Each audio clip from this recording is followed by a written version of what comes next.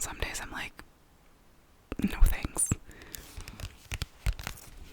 So I hope this finds you at the time that it's meant to.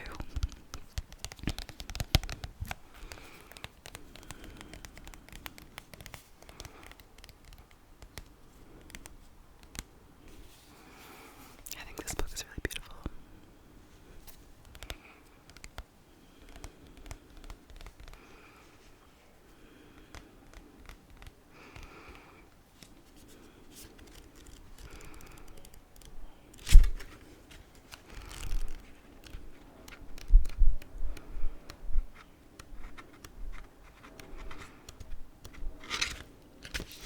I'll read the first poem in the book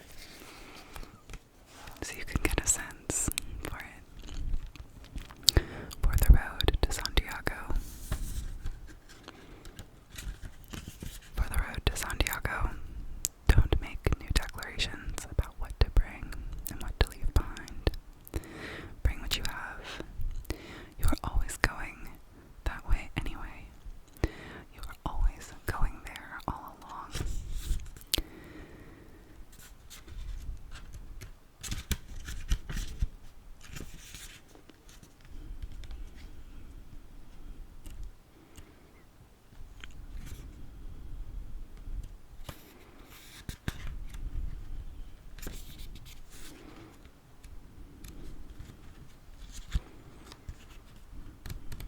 I guess there are a lot of good page flipping sounds, so silence as well.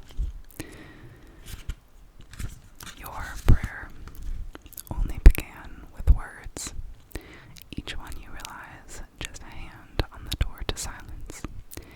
Even your gathered, chanted strength, what you said in the end was only a shoulder against the grain of wood, trying to keep the entrance open until that door, which had been no door at all, gave in to necessary grief, which is really only the full understanding of what you were missing all along, which is really just that vulnerability you needed to make a proper invitation, which is really just you admitting the full depth of your love at last.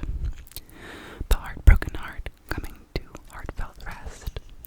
The opening inside you now filled to the gleaming brim and casting its generous beam. The part of you you thought was foolish. The wisest voice of all. He writes also these little afterwords of his poem. So I'll read this. It says, your prayer. This poem marks an experience that in many ways initiated the whole cycle of experiences laid out so physically in this book, witnessing the deathbed monologue of a monk at Mount St. Bernard Abbey in the north of England, saying he had given up praying years ago. The first thought in witnessing his testimony was that he had lost his faith, only to hear him then say that he had given up praying because his whole life had become a living, breathing prayer, that he had lived and indeed breathed from the atmosphere of the prayer for years, whether that atmosphere was given words or not. I think that's so powerful, thinking of the way that you move through the world as a living prayer. And I don't know if you are a spiritual person or you pray. I am a spiritual person, but I don't really pray. But thinking about the actions of my life in the context of a prayer really hits me. I think some of you guys have heard me say this before, but I had this teacher who would say, the way we do small things is the way we do all things. And to me, that seems really equivalent to your life being a living prayer. That I think it's also similar to the saying, like, the way you spend your days is the way you spend your life. In that, like, all of the small moments of our lives add up to our lives. And I think that that can be really immobilizing for me in times where I don't feel like my life is the way that I want it to be. I think especially recently. But simultaneously knowing that change is inevitable and that, you know, it's not necessarily the exact way that we are spending our days, but like the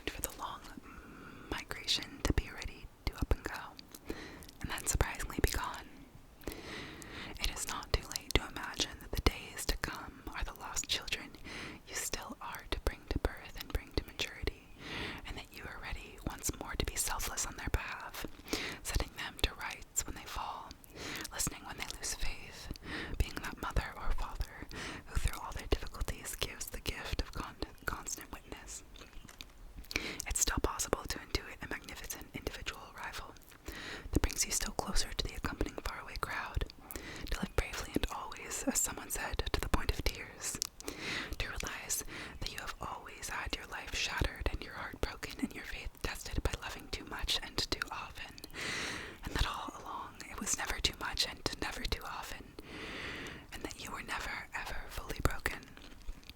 No, it's still possible to feel the springs in the air, to intuit these days as pilgrim days, that these are mornings for setting out and setting off, early hours when new stories have already begun, mornings to understand that you are now living fully in some secret parallel where you can just as well go anywhere by going nowhere, when you can stay at home and find, in any given hour or day, in the quiet kitchen, the just culmination of practiced sincerity, when you can